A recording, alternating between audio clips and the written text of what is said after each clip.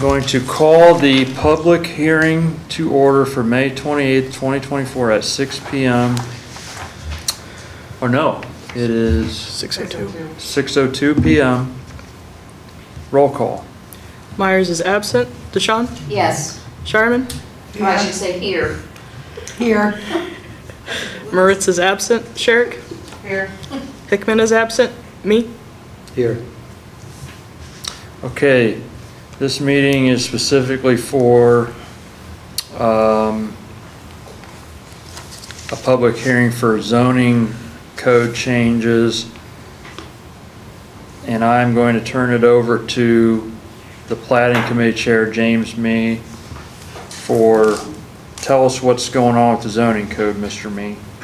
Under consideration at this meeting is proposed amendment to the zoning code 1187.01D and 1187.03A for the inclusion of an accessory structure for the home occupational use.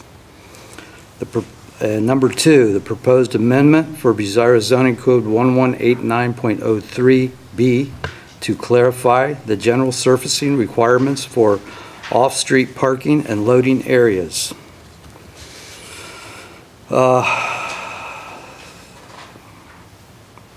This notice was for this public hearing was published in the Telegraph Form April 26, 2024. Today, anyone interested in expressing their opinions about this proposed changes may do so by approaching the podium. Each person is asked to state their name, address, and whether they are a proponent or opponent of the proposed applications. 5 minutes will be allotted for each guest. Everyone is asked to keep in mind that this public hearing is being held only to share information. No decisions will be made at this time. All information presented will be considered by the Planning Committee and or the appropriating committees at a later date. Okay, I think I was supposed to read it, I'm sorry, but Planning Committee Chair, do you have comments on the proposed zoning change? Everything looks great. Okay. At this point in time, we're going to ask if anybody wants to come to the podium for the changes, and please state if you are for the changes or against the changes.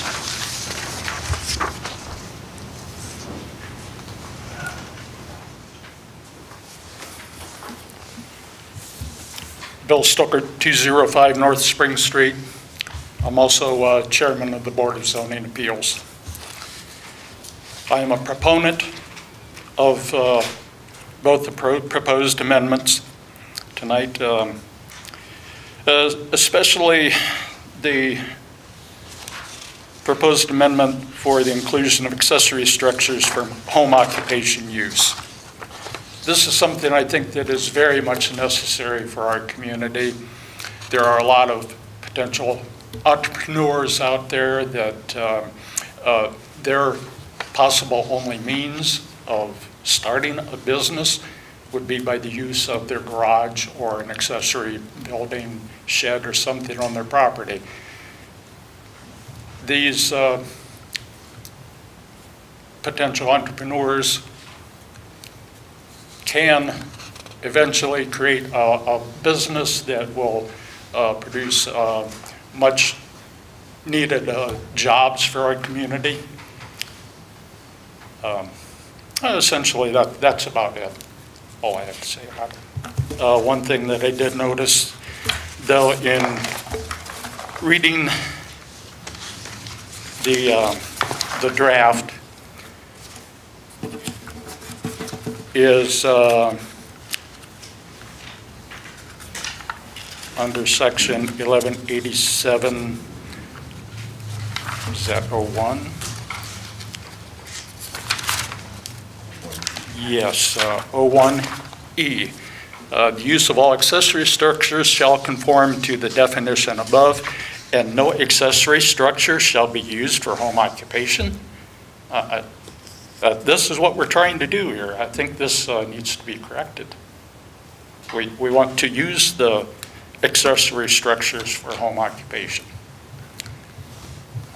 Yeah, and so I did talk to Landyn before the meeting, and so the revision to what we had previously drafted would be to delete that entire sentence, the use of all accessory structures shall conform, blah, blah, blah. So delete that entire sentence, move the rest of that up to the end of D. So D would read, the use of all accessory structures shall conform to the definition above, and no accessory structure shall be used for human habitation. Commercial uses of accessory structures shall be considered a conditional use subject to approval from the Board of Zoning Appeals using the criteria set forth in Bucyrus Codified Ordinance Section 1187.03. Right. So that would be the fix that Landyn and I talked Exactly. about. That's great. Okay, thank you. That's all I have. Thank you. Thanks, Bill. Did you have any comments, Mr. Zoning Administrator, on this 87.01? No, that was going to be my only comment, which I brought up to Brian beforehand, just to have the language of the draft legislation reflect what was included in the packet that came out of Planning Commission there on the 4th page. So yeah, I asked Brian about that, and I think we can get that corrected. So I don't have any opposition to it.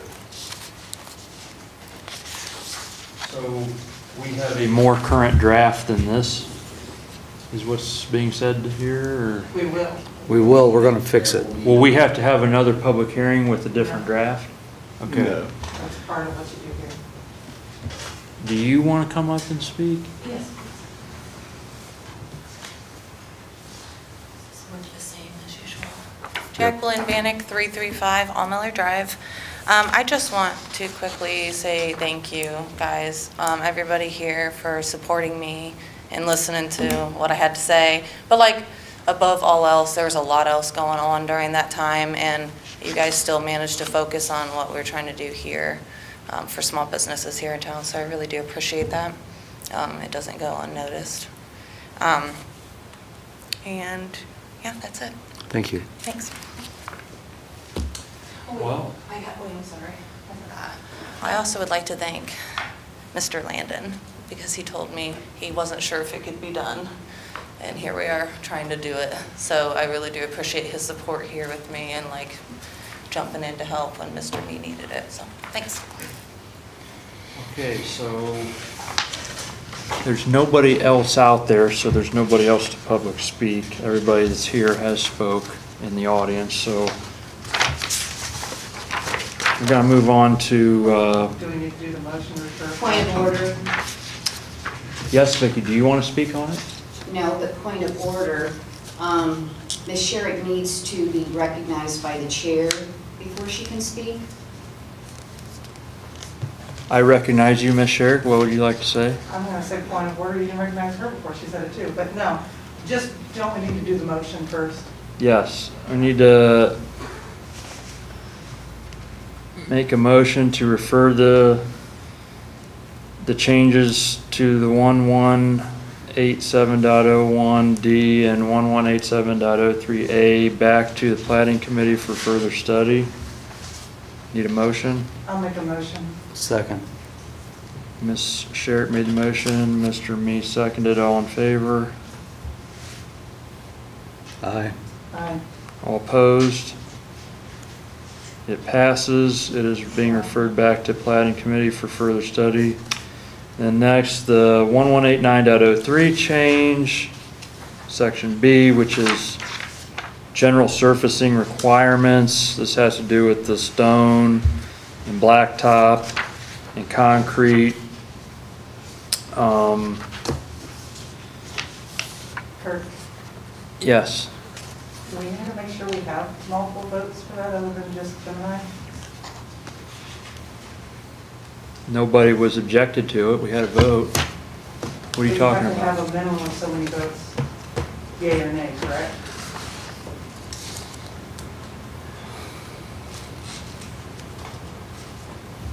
Well, we had multiple yes votes and no votes. So are you requesting for a roll call vote of this? I'm just saying for the record, we don't have more than 2 votes that are made out loud. So it's not something that requires a certain number of votes because it's not statutorily in the Ohio Revised Code that says to refer something back to study. So since there was no votes and there was multiple yes votes, I'm saying that the motion is passed. That works as long as we have it clear.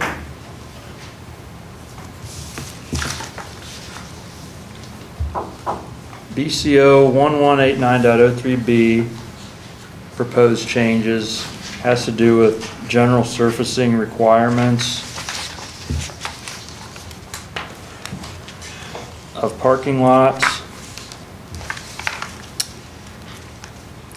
I'm trusting that everybody has reviewed the proposed changes. Is there anybody who would like to come and address the public hearing? Please come up to the podium and state your name and address, and if you are opposed or in favor of those changes.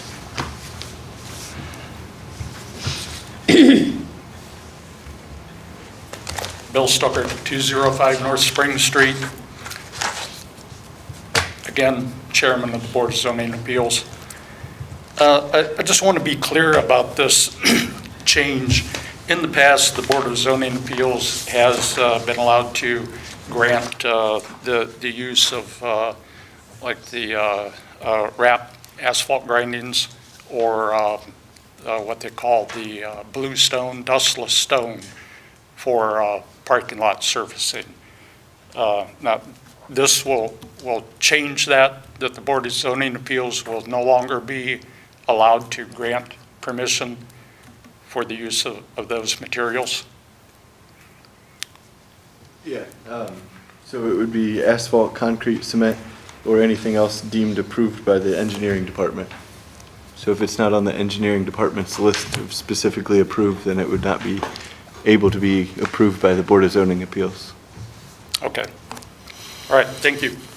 Also, I just want to state that I am a proponent of this change. Did I misspeak anything, Mr. Hill? Well, I mean, it's a good question, probably needs addressed. There's been a handful of examples of people requesting a variance from the surfacing requirement in the past. So we're just saying that from the hard, durable, dustless surface, now that we have actual materials that are being required, there's no longer a variance to be offered from that. Because there is a portion in the code under the BZA's allowances that they can't permit something that is Correct. not permitted, essentially. Right. And I think that the way I would read that is if it's not on the list that's the engineering department has approved, then it would not be, the BZA would not be considered able, prohibited and not up for right. a variance from the Board of Zoning Appeals. Right.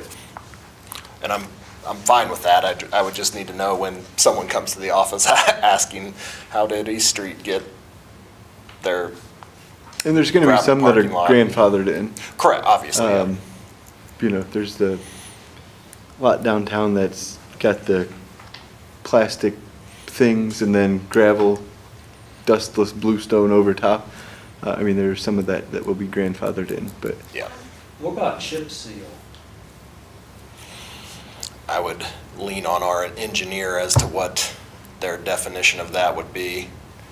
I mean, And is this for Asphalt. residential too, or just commercial? it serves, it's for any area, any parking area serving anything other than a single-family residential use. So if you have a single-family residential use, you can use stone parking areas regardless. Any other use is subject to the, what used to be the hard, durable, dustless surface, but now the asphalt, concrete, cement, or other similar material approved by the engineer. So this ordinance will force all non-residential properties that you have to have blacktop or you have to have concrete.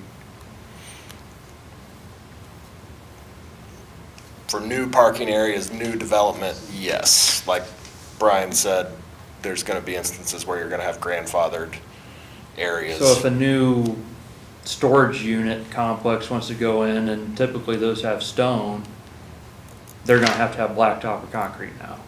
That's the way it's sounding. And there's no way for the BZA to grant a variance. That's the way it's sounding.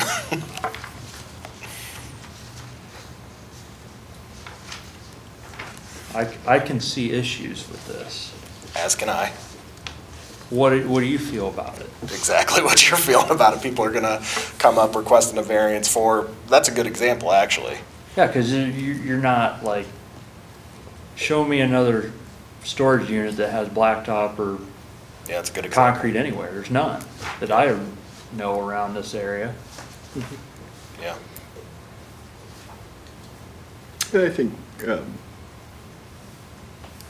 that may be something that we could discuss further at plating. And there may be, I think the intention was in an attempt for like downtown businesses to keep those parking lots more of the traditional blacktop, asphalt, cement, those types of things, but not necessarily storage facilities out on the fringe of the city. And mixed use areas too. Mixed use, East yeah. Street is a good example. I mean, that is in a commercial district, but it abuts directly to a residential district. What you don't want to have is dirt, dust, whatever from a parking surface that's, you know, getting on people's cars, people's houses, et cetera. So from a mixed use perspective as well, I think, but yeah, it's something to consider. So we have a downtown business district zone. Correct. I'm not gonna go all the way up there to the podium, but I'd like this to be put in the record that I am opposed to the current change as it sits. I would rather see, I could understand this being this way for the downtown business district only, where the BZA can't make the variance, but the other commercial districts that typically are, like you say, on the outer skirts, still letting the BZA have authority to grant a variance in those districts. That's what I would, that's what I want officially put in the record, that I think Erin had her hand up first. Yeah, I was just gonna say, where we were just talking about, or other similar material approved by the engineering department. Couldn't we finish that statement with unless otherwise authorized by a zoning variance? That way, if there's a reason, because like when you put in a new parking lot, it has to be like a gravel lot for how long before they can pave it anyway. Like, it has to settle in and be, so even that would have to have a variance until. Well, you could have, while construction is ongoing, but I think the reason this is coming to us is because there was a parking lot in the downtown business district that was put in, and the BZA possibly might have granted a variance, I'm not sure, but Can you specify which one? so The downtown business? it's where the former Bucyrus Diner was sitting. The plans approved for that one only reflected a stone or whatever surface for the area above the stormwater management portion of it. The rest of that was supposed to be paved in asphalt. The administration has sent them a letter asking them about the status of that, if they're going to be finishing the development as it was approved, or if we're going to have to issue a notice of violation for them having. So BZA never made a variance? Not that I'm aware of. I mean, this Okay, is when I was downstairs. So not that I I'm aware wasn't of. completely up to being informed then. That is why this is, somebody wanted to make it to where the downtown business district could not have anything other than concrete or blacktop. That is why I think this has all come about. Yes, Mr. Mean. Let's refer this back to plating, and we'll discuss it there and make a decision, because we can't make a decision here. Right, okay, so any other comments, Mr. Hill? No, I would just say that, yeah, if you want language in there to reflect excluding the downtown business district, that other areas of town can still pursue a variance from the Board of Zoning Appeals from that surfacing requirement. I mean, I think that's fine. We've done it a handful of times. But I kind of agree with that maybe the downtown business district should be excluded from such action. They should have to have pavement. I mean, it kind of makes sense to me, but I would agree with those changes. I'll show you another example is the car wash that Hordes put in out there on Beale. There's stone in there. Mm. They have a concrete approach, but then it goes to stone. It'd be astronomical to a business to concrete or blacktop that entire area. Mm-hmm. Okay, did you want to speak on this issue? Does it affect what I'm trying to do? No, but I thought, I don't know, Well, I since don't know, I you're here. had to look through it. Okay, What if I so wanna put one my last call for accessory any other public participation. Okay, we need a motion to refer the 1189.03B changes back to plating committee for further study. So moved. Second. Mr. Me made the motion, Mrs. DeShawn seconded, all in favor? Shireman. Oh, I'm sorry. Mrs. Shireman seconded, all in favor? Aye. Aye. All opposed? Okay, moving on. Excusing of council members who are absent. If anybody would like to, we have 3 that are absent here. Have we heard from the 3? I would make a motion to excuse all 3. Second. Okay, we have a motion made by Ms. Sherrick and seconded by Mr. Mead to excuse the absent, all 3 council members. All in favor, say aye. Aye. All opposed? Aye. Aye. Okay, Tiebreaker. we have 2. I'm gonna ask for a roll call here just to clarify for the record who was the yeas and who was the nays. All in favor, I'm sorry. This is for all in favor of excusing. I'm gonna let you start with the roll call. Myers is absent. DeShawn? Nay. Shireman? Nay. Ritz is absent. Sherrick? Yes. Hickman is absent. Me? Yes.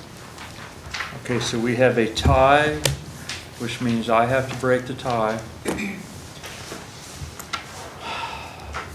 the first time I've ever had to break a tie. I'm going to vote yes to excuse them. So it makes it 3-2.